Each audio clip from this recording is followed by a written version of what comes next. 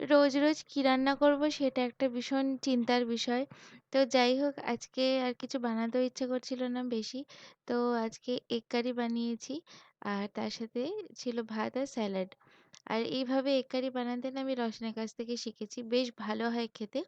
আর আলুটা এড করাতে না বেশি ভালো লাগে খেতে। তো আজকের লাঞ্চটা আমাদের খুবই সিম্পল ছিল। তবে বেশ ভালো লাগছিল খেতে।